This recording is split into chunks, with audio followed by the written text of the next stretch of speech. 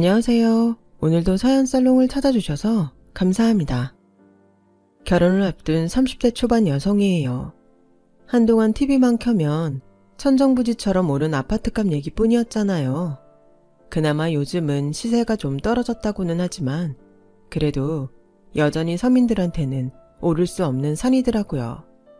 하루아침에 어린 시절 추억이 담긴 동네가 송두리째 사라지고 그 자리에 우후죽순으로 아파트가 들어섰지만 우리 가족을 위한 집은 없더라고요.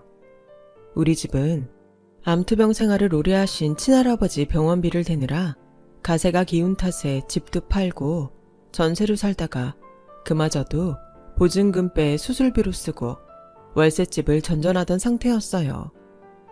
그렇게 전 재산을 쏟아부었지만 할아버지는 결국 세상을 떠나셨고 저희 부모님은 쉴 틈 없이 열심히 일하며 사셨음에도 내 몸 편히 늘 집 한 칸 마련하지 못했어요. 그래도 다행히 임대아파트에 당첨이 돼서 우리 세 식구는 집 걱정을 덜 수가 있었어요. 비록 방 2개에 소파조차 놓을 수 없을 만큼 비좁은 주방 겸 거실이 다인 집이지만 말이에요. 그래도 얼마 안 되는 보증금에 월세로 서울 시내에서 아파트 생활을 할 수 있는 게 감사한 마음뿐이었죠.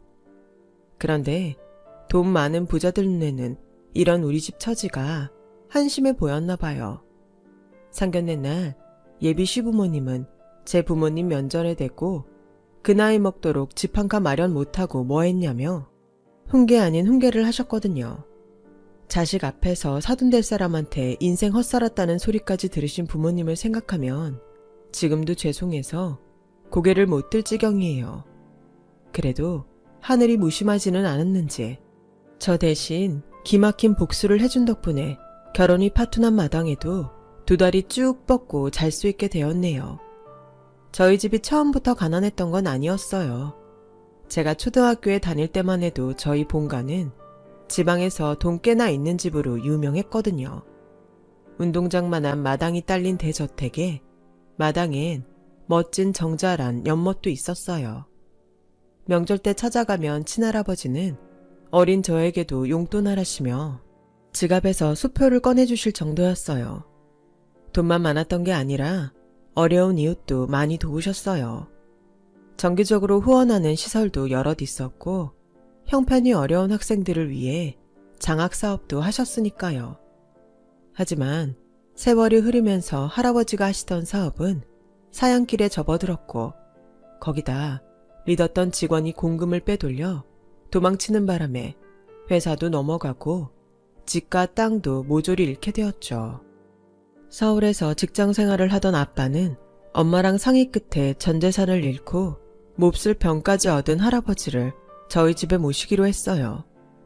언제나 자신감 넘치던 할아버지는 병든 몸만큼이나 마음도 많이 아프신 모양이었어요. 진지도 안 잡수시고 퀭한 눈으로 허공만 바라보며 눈물 지으셨거든요. 그런 할아버지를 간호하던 엄마는 더는 안 되겠던지 한마디 하고야 말았죠. 아버님, 그깟 돈이 뭐라고 이러세요. 전요, 돈이고 뭐고 다 필요 없어요. 그보다는 아버님이 중요하다고요. 몸도 안 좋으신데 곡기도 끊으시다니 도대체 어쩌려고 이러세요.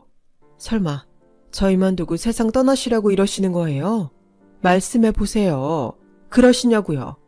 저는요, 없는 집에서 자라서 늘 사람들 앞에서 주눅들어 살아왔어요. 그래서 고향에 내려가는 게 죽기보다 싫었던 사람이에요. 아버님도 아실 거예요. 제가 그 이랑 결혼한다고 했을 때 동네 사람들이 뭐라고 했는지. 동네에서 제일 가난한 집 여자가 뭘로 동네 제일 갑부집 아들을 꼬셨는지 몰라도 결혼은 택도 없다고 했잖아요. 사는 형편이 천지차인데 결혼이 가당키나 하냐고 말이에요. 사실 저도 말은 안 했지만 결혼까지는 무리라고 생각했었어요.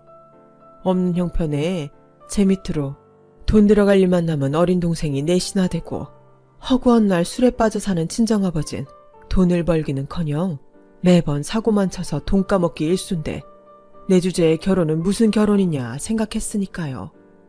그런 저한테 아버님이 뭐라고 하셨었는지 기억하세요? 우리 집에 돈이라면 넘치고도 남는다.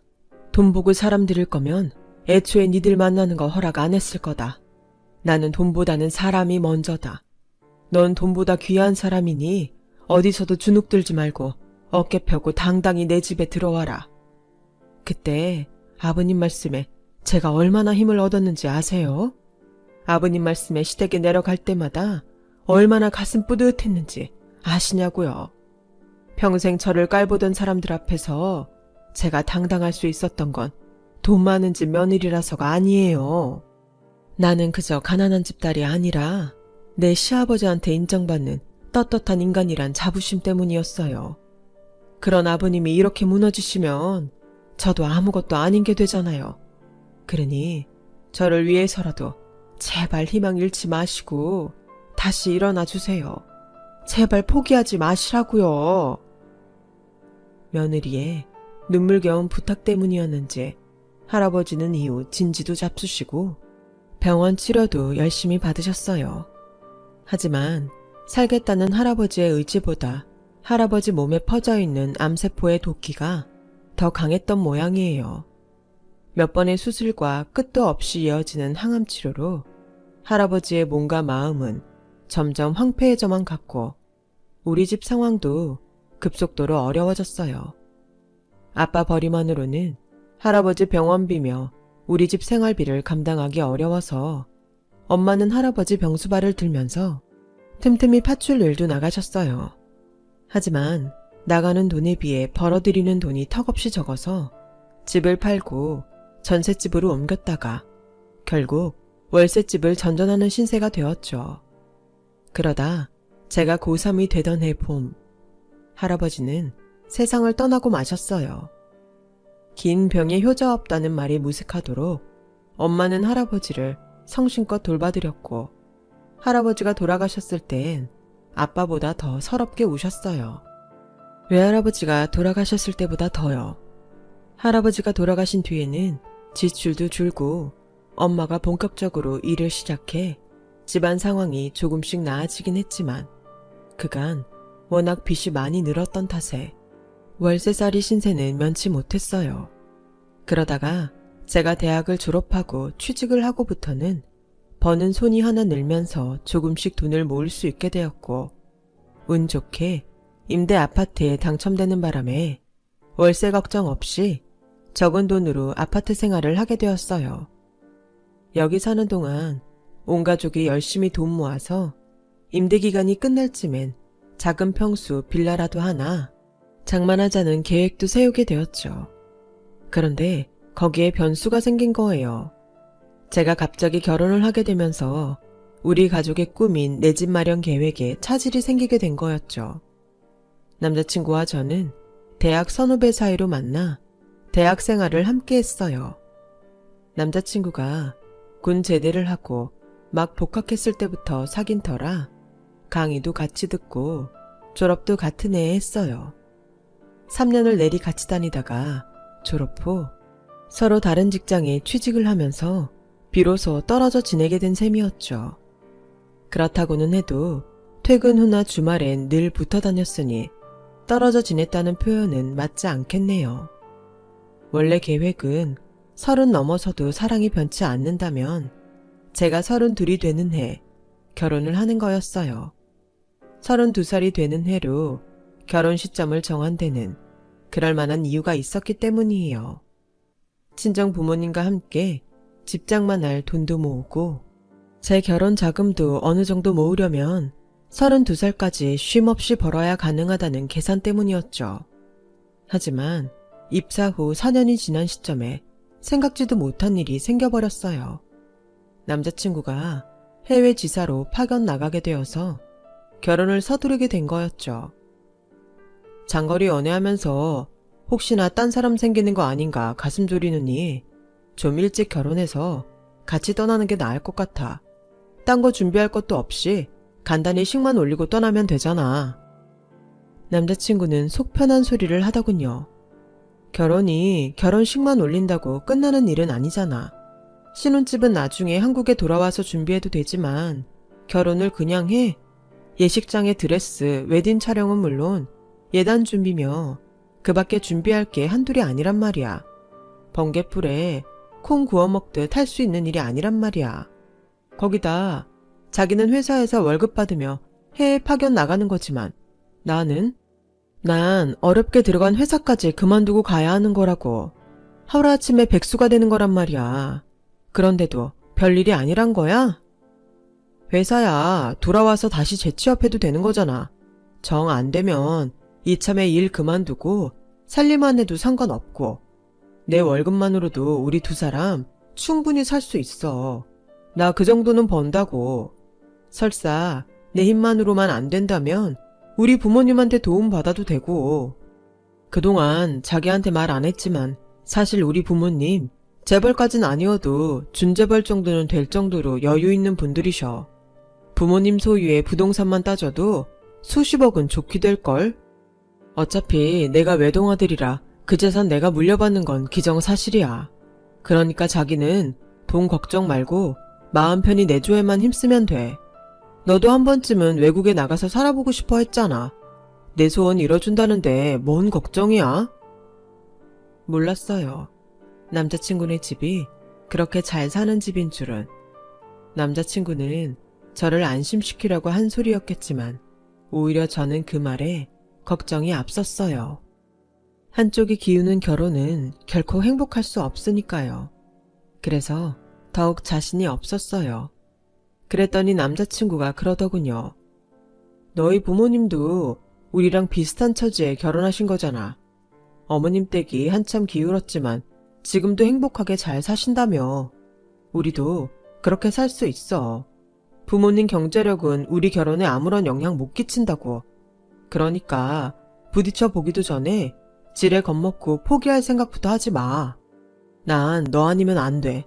너 아니면 그 누구하고도 결혼할 생각 손톱만큼도 없다고.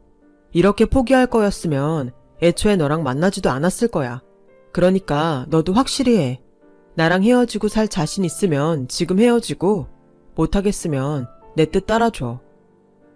연애 기간이 길어진 데는 헤어질 자신이 없었던 것도 한몫했던 터라 남자친구의 공격적인 결혼 요구를 매몰차게 거절할 수가 없었어요.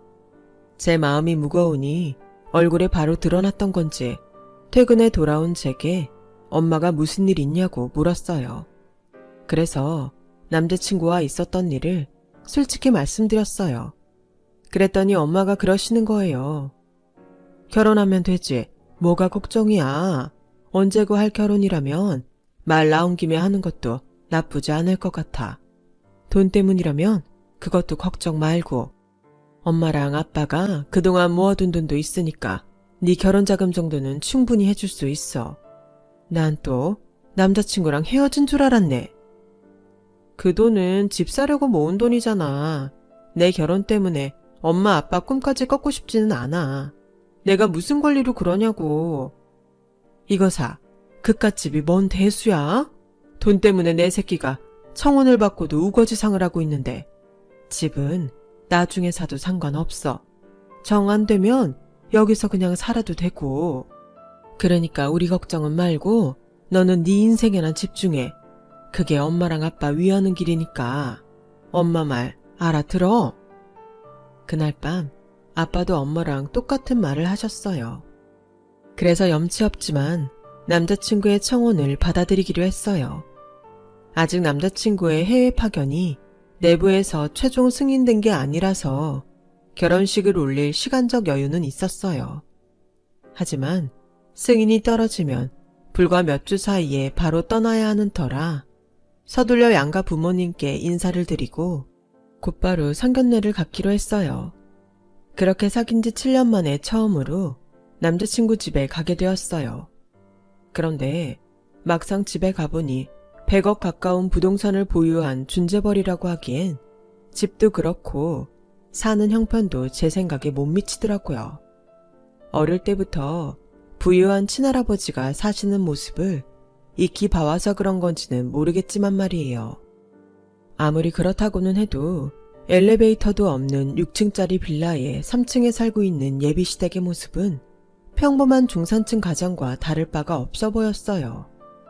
집안 인테리어도 그렇고요. 살림도 예비 시어머니가 직접 하시는지 저희가 집에 들어갔을 때 주방에서 고무장갑을 벗으며 나오시더라고요. 떨리는 마음으로 인사를 드리는데 어머님께선 제 인사를 받는 둥 마는 둥 하시더니 제 앞에 불쑥 고무장갑을 내미시는 거예요. 마침 잘 됐네. 안 그래도 설거지가 쌓여서 어쩌나 했는데 난 음식 만드느라 하루 종일 서 있었더니 허리가 아파서 말이야. 일단 설거지부터 좀 해. 난 안마의자로 몸 좀 풀어야겠으니까. 마치 십수년간 함께 살아온 며느리 대하듯 자연스럽게 일부터 시키는 모습에 당황했어요. 그건 남자친구도 마찬가지였죠. 엄마, 지금 뭐 하는 거야? 처음 인사 온 사람한테 설거지부터 시킬 셈이야? 이런 법이 어딨어? 그랬더니 소파에 앉아 계시던 예비 시아버지께서 심드렁한 표정으로 남자친구를 타박하시더라고요. 어차피 니들 결혼하면 할 일인데 그깟 설거지 좀 먼저 시킨다고 니 처 손이 닳기나 한다니? 괜히 하루 종일 니들 먹일 음식하느라 고생한 엄마한테 큰소리 치지 말고 정 안타까워 못 보겠으면 너도 같이 도우면 되잖아. 별것도 아닌 걸로 큰소리야. 제 생각과는 너무도 다른 두 분의 모습에 당황스럽기는 했지만 이것도 이 집 가풍인가 싶어 고무장갑을 손에 끼고 주방으로 들어갔어요. 그런데 하루 종일 음식 준비를 했다는 주방치고는 만든 음식은 조촐했어요. 고등어 구이에 된장찌개가 다였거든요. 그런데 설거지거리는 거짓말 좀 보태 산처럼 쌓여있더라고요. 아침상을 물린 그릇을 여태 뒀다가 이제야 설거지를 하려던 것 같더군요. 밥그릇의 밥풀이 딱딱하게 굳어서 뜨거운 물로 불리며 씻어도 좀처럼 떨어지지 않았어요. 그렇게 오자마자 설거지부터 하고서야 저는 정식으로 두 분께 인사를 드릴 수 있었어요. 준비해간 홍삼정을 내미는데 아버님이 대뜸 어디에 사냐고 물으시더라고요. 쌍문동에 산다니까 집요하게 쌍문동 어디에 사냐고 되물으시더군요. 그럼 땡땡 아파트에 사는 모양이네. 거기 요즘 시세가 어떻게 되더라? 그래, 평수는 어떻게 되나? 순간 제 얼굴이 빨갛게 달아올랐어요. 그러자 남자친구가 끼어들어 아버님 질문을 차단해 주었어요. 아빠, 초면에 이게 무슨 실례야? 집 얘긴 그만하고 오늘은 우리 결혼 얘기부터 하자고.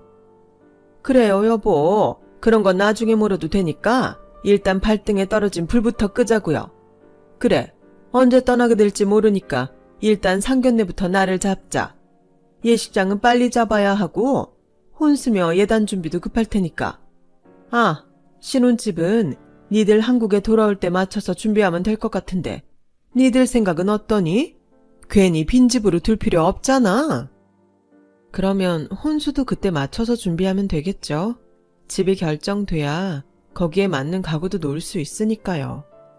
그랬더니 어머님이 정색을 하시며 그러시는 거예요. 그럴 거 없이 혼수 비용은 나한테 맡기고 가려무나. 니들 귀국 정해지면 날짜 맞춰서 내가 직접 채워 넣어줄 테니까 니들 왔을 때 신혼집으로 바로 들어가 살 수 있도록 싹 준비해 줄 테니까 아무 걱정하지 마. 그래, 혼수 비용은 얼마나 생각하니? 요즘은 남자가 집을 해오면 여자도 1억은 기본으로 준비한다던데. 네? 1억이요? 얘는 놀라긴? 그럼 서울 집값이 한두 푼 하는 줄 아니? 신축 빌라만 해도 3, 4억은 기본이야. 우리가 그 정도 하면 너희도 성의는 보여야 할 거 아니니? 그 정도도 생각 않고 거저 들어와 살 생각을 했던 거니? 염치도 없다 정말. 혼수비 1억도 문제였지만 그 돈을 어머님께 맡기고 가라는 말이 저는 도무지 이해가 안 갔어요. 우리가 쓸 물건을 어머님이 정한다니 말도 안 되는 거잖아요. 그런데요 어머님, 혼수는 저희가 돌아와서 직접 고르고 싶어요. 저희가 쓸 물건인데 저희가 직접 고르는 게 맞을 것 같거든요. 어머, 얘 말하는 것 좀 봐. 너 지금 내가 그 돈을 떼어먹게라도 할까봐 그러는 거니? 너 우리 집을 어떻게 보고 그딴 소리를 하는 거니? 너 내 앞으로 된 빌라가 서울 시내에 몇 채나 있는지 알기나 하고 이러는 거야? 자그마치 9채야.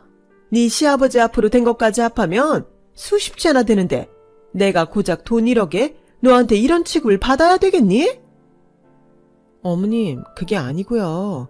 저는 그저 저희가 쓸 물건이니까 저희가 고르겠다는 것뿐이에요. 그리고 솔직히 혼수 준비로 1억이나 드린다는 게 부담도 되고요. 그래서 인터넷으로 가격 비교도 하고 발품 팔아서 좀 더 저렴하게 준비할 생각으로 그런 거니까 오해하지 말아주세요.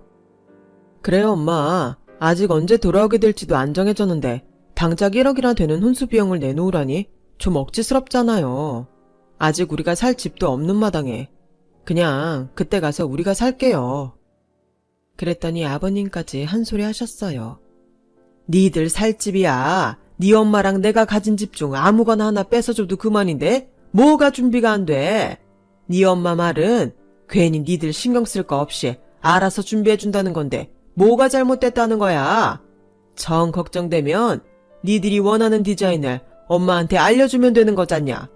그리고 힘들게 발품 팔아봤자 얼마나 싸게 산다고 그 고생을 해. 암튼 길게 말할 거 없이 네 엄마가 하자는 대로라고 얘기 끝내. 두 분은 끝까지 억지를 부리면서 물러설 기미를 보이지 않으셨어요. 남자친구도 나중에 다시 얘기하고 오늘은 그만하자고 하더군요. 있는 사람들한테 1억은 언제든 뺏어 쓸 수 있는 돈인지는 모르겠지만 저희 집처럼 없이 사는 사람들한테는 수년 동안 안 입고 안 쓰고 살아야 겨우 모을 수 있는 큰 돈이잖아요. 그런데 맡긴 돈 달라는 것처럼 당장 내놓으라니 저로서는 쉽게 넘어갈 수 있는 일이 아니었어요. 그래서 밥도 입으로 들어가는지 코로 들어가는지 모를 정도로 머릿속엔 온통 1억을 어떻게 마련하나 그 걱정뿐이었어요. 그날 집에 돌아가 부모님께 그 얘기를 전했더니 두 분 역시 저처럼 깜짝 놀라시더라고요. 그러시면서도 애써 남자가 수억 원대 집을 해오는데 여자 쪽에 1억 혼수비를 내라고 하는 것도 틀린 말은 아닌 것 같으시며 이해하려고 노력하시더군요.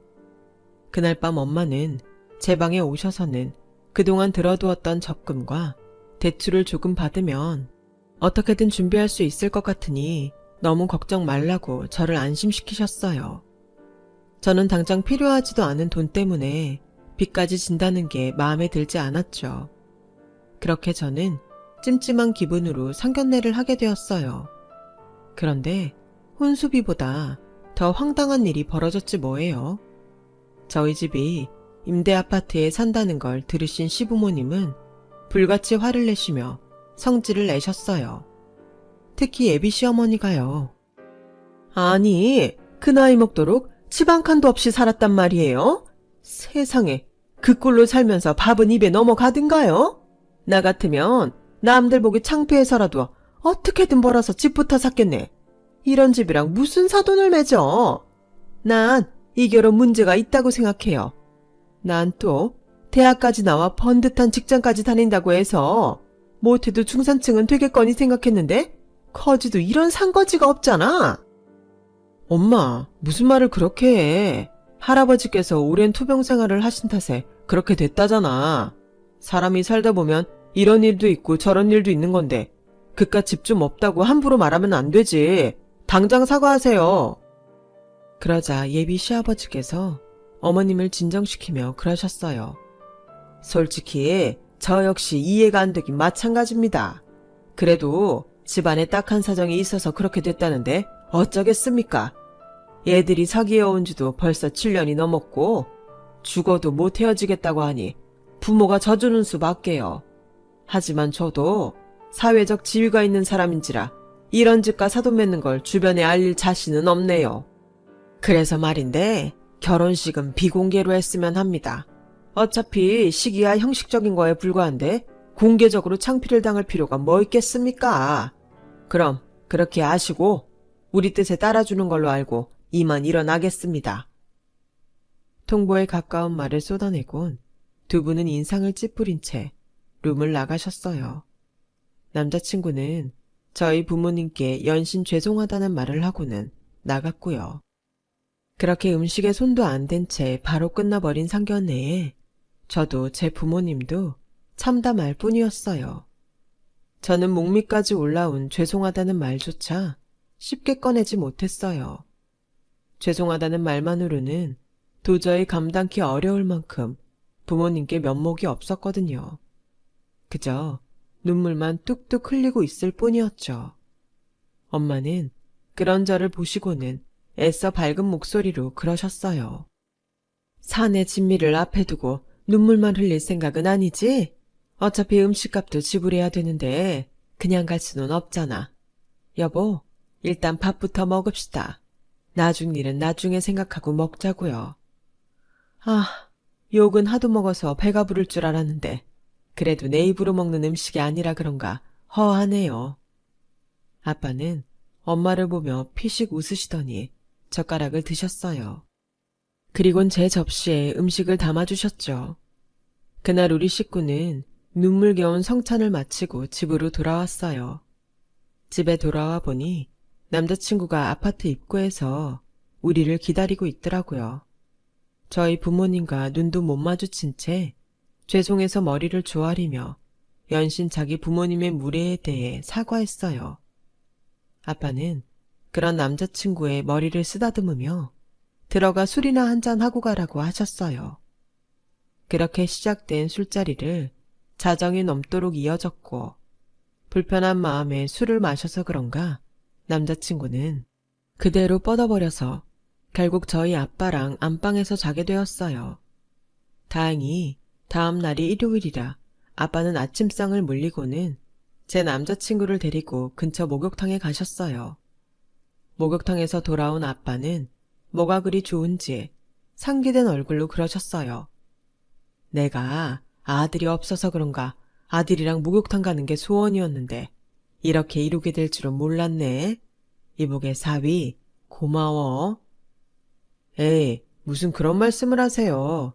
사위도 자식인데 아들이 아버지랑 목욕탕 좀 가는 게 뭐가 그렇게 고마울 일이에요. 앞으로도 종종 같이 가요, 아버님. 아빠와 남자친구는 목욕탕에서 끈끈한 정을 나누고 온 사람들처럼 어제 있던 일은 이미 훌훌 털어버린 것 같았어요. 그런 두 사람을 보면서 저도 엄마도 무거운 마음이 조금은 가벼워지는 것 같았어요. 그리고 며칠 뒤 부모님과 함께 주거래 은행에 대출 상담을 하러 갔는데 거기서 시부모님을 보게 됐지 뭐예요.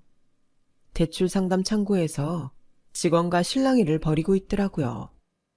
얘기를 들어보니 정부 방침에 따라 갭투자 방지 차원에서 다주택자들의 대출금을 회수할 수밖에 없다는 말에 아버님이 항의하고 있었어요. 아니, 내가 이자를 밀린 것도 아닌데 갑자기 그 많은 돈을 갚으라면 어떡해? 누구 죽는 걸 보고 싶어서 그래? 고객님, 저희도 정부 방침이 그러니 어쩔 수 없습니다. 여기서 이러지 마시고 항의하시려거든 행정부서에 가서 하세요. 그러자 시어머니도 한마디 거들었어요. 이자 꼬박꼬박 받아 처먹은 건 니들인데 항의는 행정부서에 가서 하라고? 이게 말이야 방구야? 암튼 우린 대출금 상환 못해. 땡전 한 푼 없으니까 배째. 고객님, 자꾸 이러시면 저희도 더는 못 참습니다. 갭투자로 이득 보신 건 고객님인데 왜 저희한테 이러십니까? 그럼 소유하신 부동산을 정리하시면 될 거 아니에요. 2년이 뚫린 입이라고 함부로 짓거리는 것 좀 봐. 네가 뭔데 내 집을 팔라 말아야. 나 집 사는데 네가 한 푼이라도 보태준 거 있어? 너 서울에 네 집은 있니? 없지? 집도 없는 상거지 주제에 어디서 건방지게 큰 소리야. 나 서울 시내에 집을 열몇 채나 갖고 있는 사람이야. 네 깎것들한테 훈계 들을 이유 없는 사람이라고. 퇴도 않는 게 어디서 까불어. 잔말 말고 은행장 나오라 그래. 이거 참 말이 안 통하는 분들이네. 이보세요. 집이 많으면 뭐합니까? 그중 본인 돈은 얼마 안 되고 죄다 은행 돈인데 그런 집 10채 100채를 준대도 전 싫으네요. 그러니까 되도 않는 집자랑 여기서 늘어놓지 마시고 대출금이나 갚으세요. 당신 같은 사람들 때문에 열심히 벌어 내 집 마련하는 사람들만 피보게 생겼다고요. 창피한 줄 알아야지. 아니, 이 여자가 내 와이프한테 지금 삿대질한 거야? 너, 니네 부모가 어른한테 이러라고 가르치든? 어디서 감히? 그러자 참다 못한 은행 직원이 버럭 소리쳤어요. 당신들 명예훼손죄로 콩밥 먹고 싶어? 좋게 말로 하니까 안 되겠네. 직원은 청원 경찰을 불러 예비 시부모를 은행 밖으로 끌어냈어요. 은행에서 쫓겨난 뒤에도 두 사람은 은행 유리문을 발로 차고 난동을 부리다가 결국 출동한 경찰서에 끌려가고 말았어요. 나중에 알고 보니 저희 집에 요구한 혼수비 1억으로 급한 불을 끄려고 그 난리를 쳤던 거더라고요.